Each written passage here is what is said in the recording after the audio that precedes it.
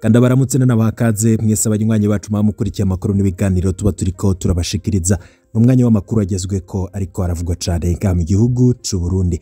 Ano makuru araza kugaruka ku ngingo zigiye zitandukanye. Hari bihejeje gutangazwa ku kibuga c'indege mpuzamakungu citiriwe Melchior Ndadaye i Bujumbura, ikibuga kimwe rudende igihugu c'u Burundi gifise. Turaza kugaruka ku bihejeje gutangazwa ndetse nibigiye kuhakorerwa, twabiteguye muri ano makuru muraza kubikurikira mu buryo obagidonido.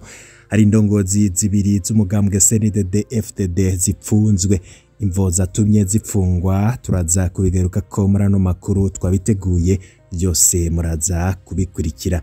Hari abantu bashika kuri 7 bakomerekeye mu gitero ca grenade, turaza kugaruka kubateye iyo grenade mu Cibitoke, navyo twabiteguye muri ano makuru muraza kugenda mubikurikira ingingo imwe ukwayo. Hamwe n'andi yose nakubwiye mu buryo bw'imfunyapfunyo uraza kuyakurikira mu idonido ry'ano makuru. Co tegerezwa gukora conyene no gufyonda kuri subscribe yadushizeko inkuru igushikira mu bambere. Turazi ko abanywanyi bacu muri ko mararondera amakuru agezweko arya mu bamwaranyegejwe ndetse n'ibindi byose babiriko biragaruka ko byatangajwe n'abategetsi ndetse n'ibindi byose yavyavuzwe mu menyesha makuru bitandukanye, turabitegura nkabigushikiriza mu idonido ingingo imwe ukwayo nifashishije umurwi w'abamenyesha makuru baba bayatohoje bakayaturungikira naje nk'yatunganya. Ano makuru tuyatangurire ku nkuru ivurwa ku kibuga c'indege citiriwe Melchior Ndadaye i Bujumbura. Kibuga c'indege citiriwe Melchior Ndadaye i Bujumbura, amakuru dufise ngo nuko kigiye gusubirwamwo, bikaba vyatangajwe kuri uno wa gatandatu igenekerezo rya 26 Ruhuma mwaka 2022, akaba ariho hashigwa umukono ku masezerano yo gusubiramwo kubaka kijambere kibuga c'indege citiriwe Melchior Ndadaye i Bujumbura.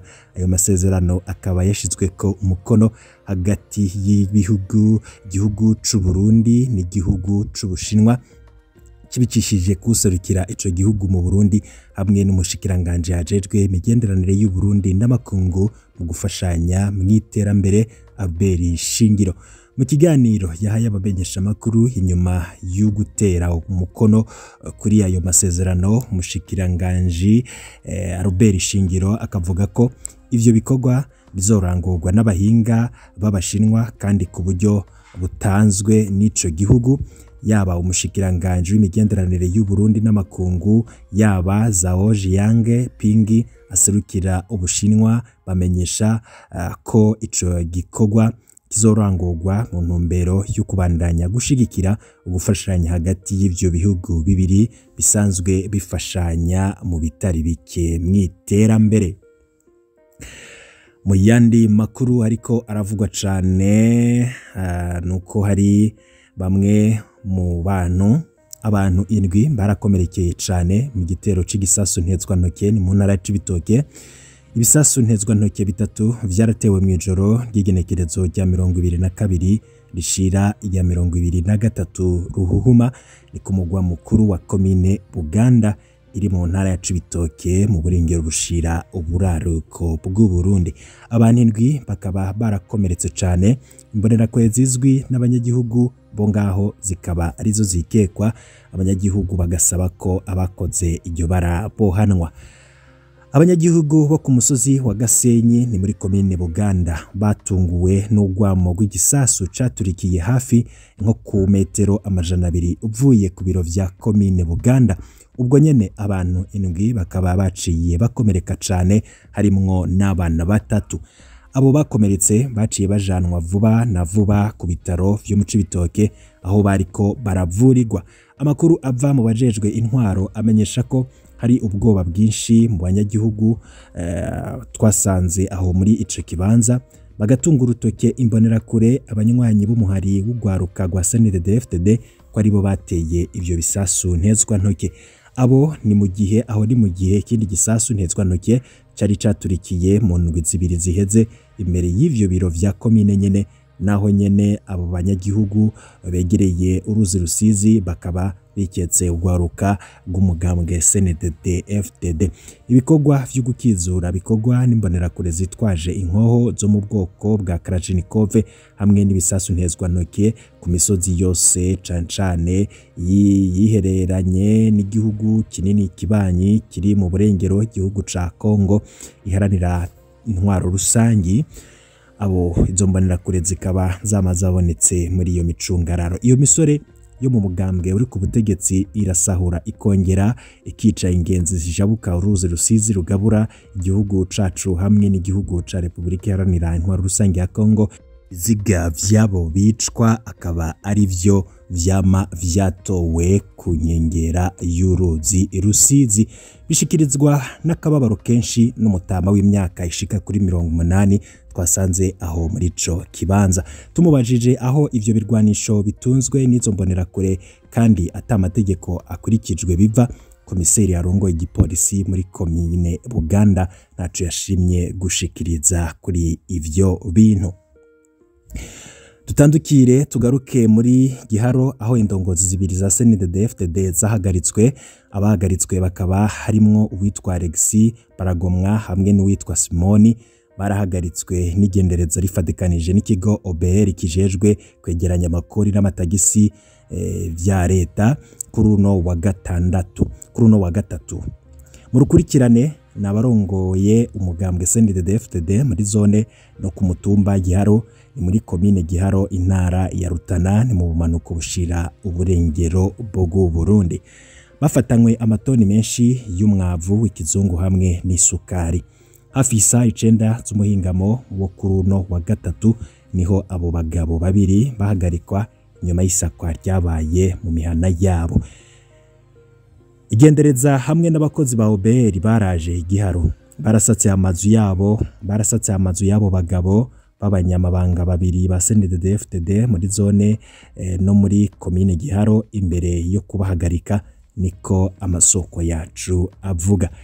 Abashinga intahe bavuga ko amatone menshi y'ifumbire n'isukari yagunduwe muri iryo saka nkuko amakuru abivuga n'ivyari vyanyurujwe. Kubw'abanyagihugu ivyo fumbire yafatiwe kuri abo baserukira umugambwe uri ku butegetsi yari yanyurujwe. Abo bagabo babiri baratoye iyo fumbire ya fomi igenewe abanyagihugu kubw'amasoko yacu. Tugiye kuyitora kuko twari twarishe amafaranga y'ibanze, ujejwe kuyitanga yatubwiye ko yayironkeje abayifitiye uburenganzira, ariko twaciye dutahura idiri duca tumenyesha abategetsi, niko abanyagihugu bavuga.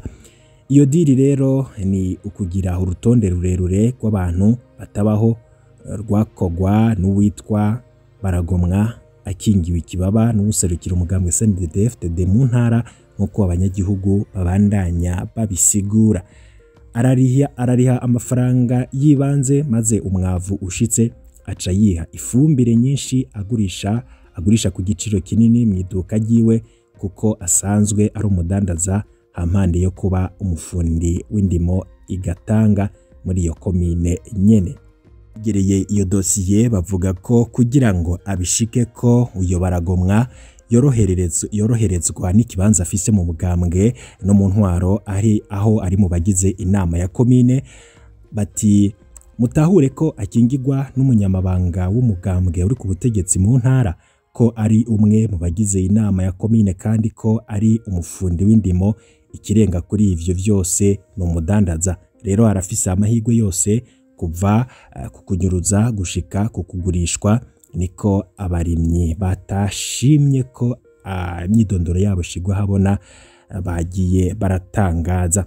Hampande y'isukari n'ifumbire, inzoga nyinshi yo mu bwoko bwa Savana ibujijwe mu Burundi iva mu gihugu kibanyi ca Tanzania yarafatiwe kuri izo ndongozi za CNDD-FDD. Abanyagihugu basaba ko ako karwi korandurwanwa n'imizi, abafashwe nabo bagahanwa hakurikijwe amategeko. Ivyo rero ni bimwe mu vyari bigezweho vyavugwaga cane mu makuru abari karagaruka ko amwe mu bamwaranyegejwe amwe mu mutarabwiwe n'ivyatangajwe mu menyesha makuru bitandukanye.